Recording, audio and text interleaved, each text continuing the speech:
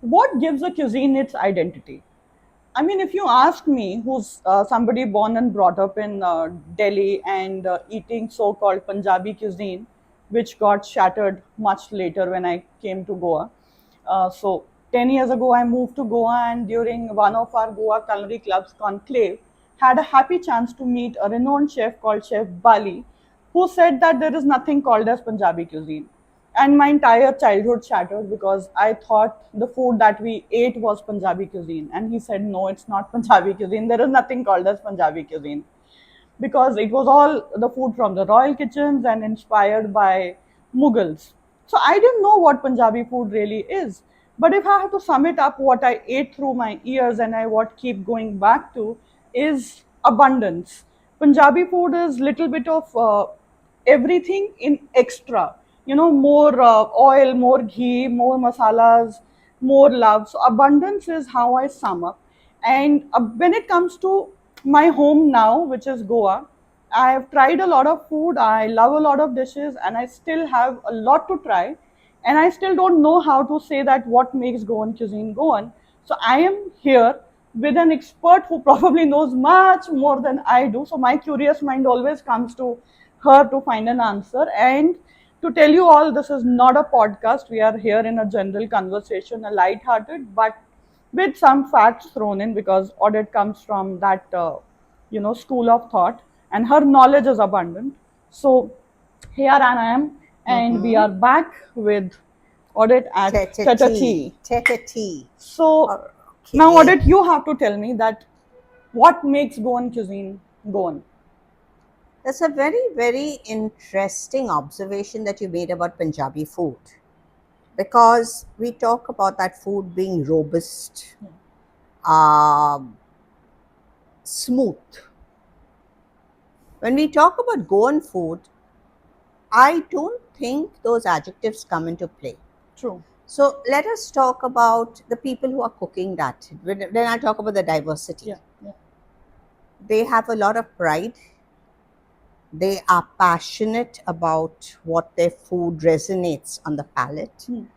And their love for the cuisine is so strong that you will find every Goan, man or woman, Yeah. learn the basics of their preparations from the time they are small, whether they're watching their mother or whether they're watching their grandmother Yeah. or what is it. Some or the other, the Punjabi food or the, let's call a spade, say the dal makhni or the Butter chicken chicken. butter, you said it, or, all those Yeah. preparations have managed to sit on everyone's palate. Yeah. But even now, we've reached the 21st century. I perhaps will be able to count on the fingers of my hand how many restaurants have moved out of Goa and how many people really know how to cook Goan food. Correct. There is a single, it's very funny that I have to talk about this. When I released my book, The Culinary Heritage, I was invited to a farm in Delhi to give a group of women a demonstration Mm-hmm. of. Instead of the pork, I did chicken. So a chicken vindaloo and a curry, a prawn curry. Now prawns were easily available. You get good, You can not cook. the real ones that we Yeah. go on, Yeah. but they were available in things. So I just took the chilies, the coconut, the masala, etc. And I was talking to the ladies, and they have a khansab who, Tansamas. yeah, Yeah. you know about that, Tansamas. okay, Yeah. who does the cooking in the Yes. thing. Yeah. And I didn't think at that moment.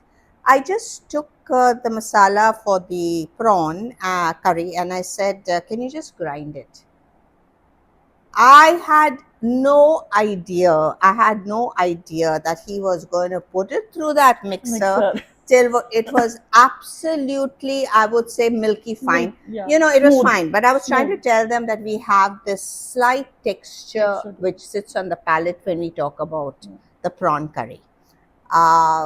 Not the milky one, the Their one where you grinding is grind. like blending. So Yeah, the they end blending up part. blend it. Now, not grind it, honestly. They blend it. It has to be raw ground. You know what I'm Yeah. saying? Yeah. When we take it on Yeah. the ground and we Yeah. turn it, and the Turn it. heat of the stone on stone basically gets you the Yeah. right thing. And when it came out, I just looked at it and I looked at him, And he said, Apne kaha? It's all two words. I Yeah. said, oh my gosh, now I have to do apne kaha to them and tell them, all right, just don't mind the texture. We have a Yeah. different texture. So, Goan food has got different textures. True. Goan food has got different flavors. I'll give you the what I call the five S's.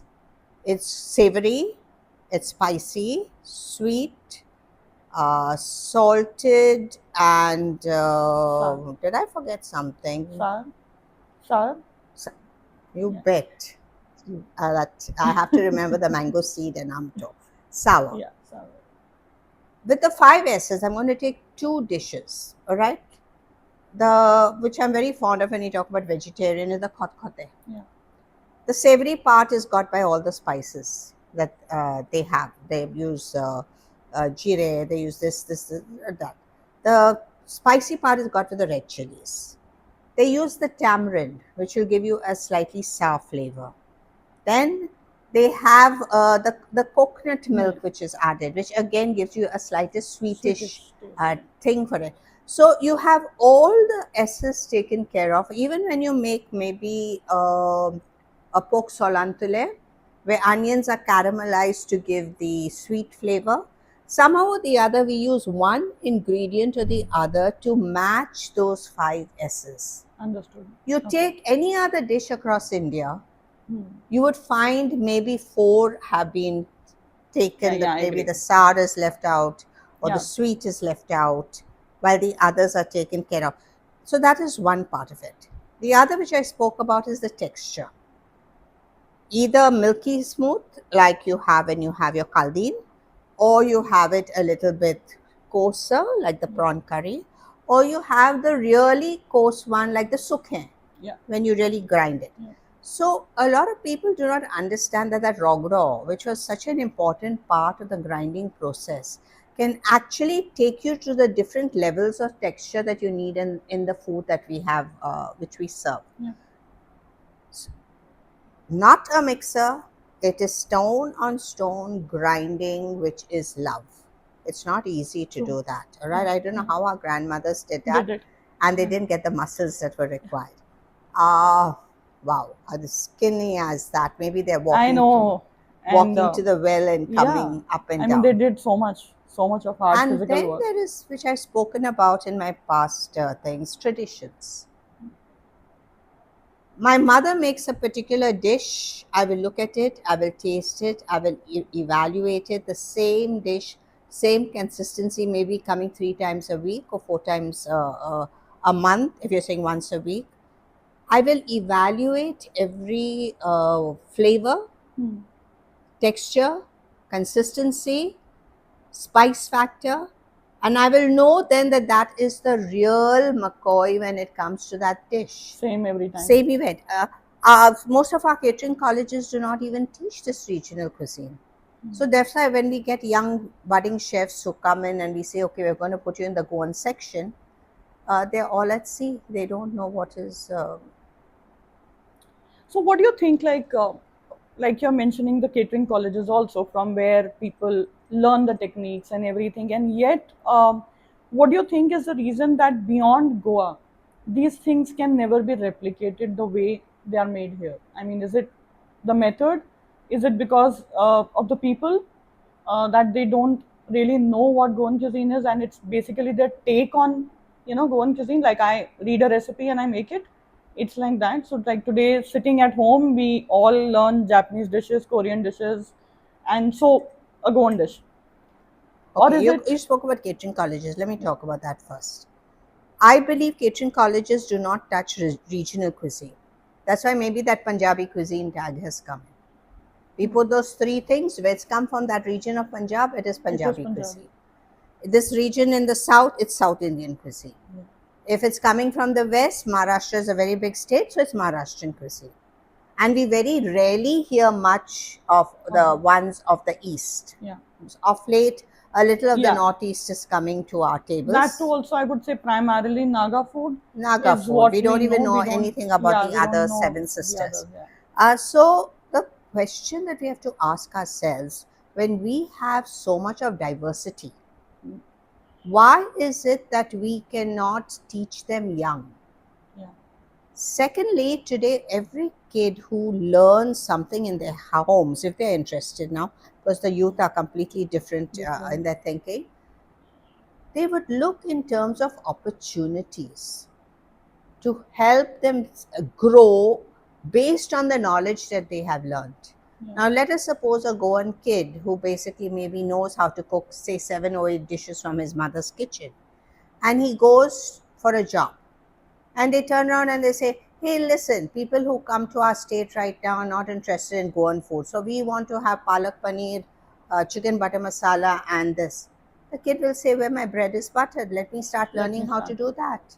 Yeah. So it is a vicious circle.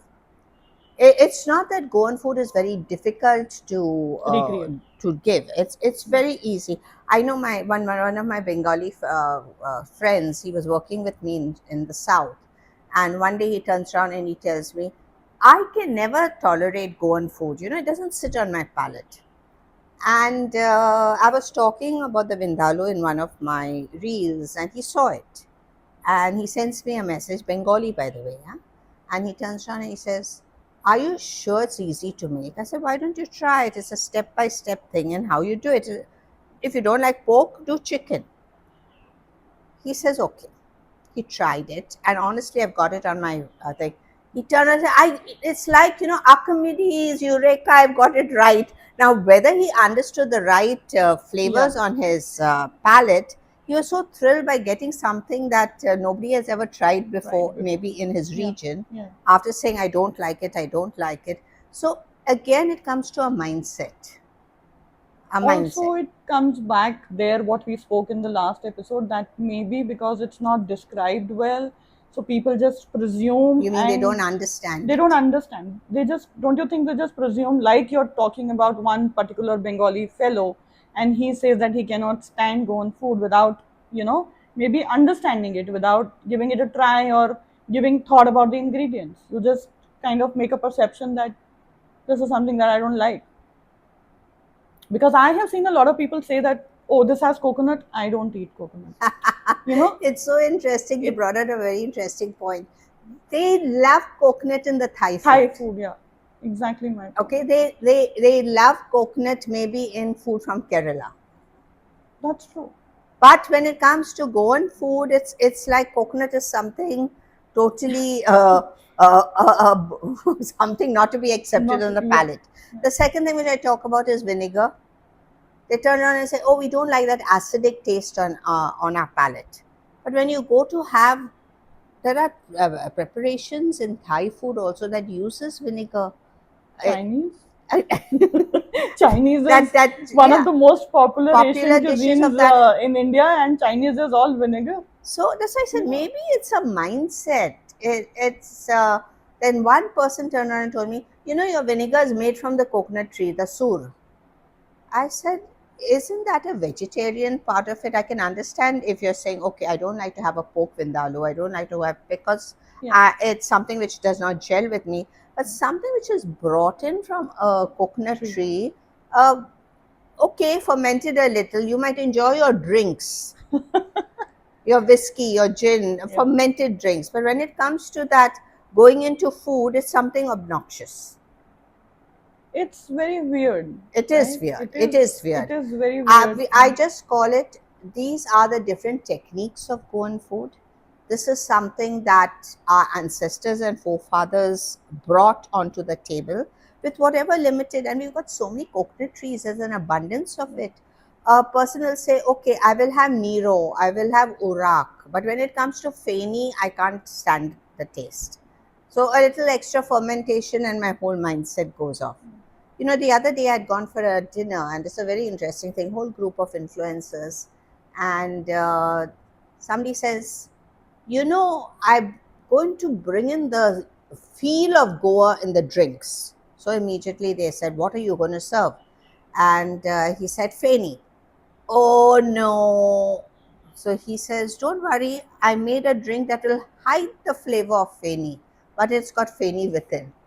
And You're hiding also, and I just didn't understand that thing. You got feni within, and you're hiding the you're flavor hiding of it. feni. Then what's the point? Don't put it. I really don't understand. So again, I feel it's.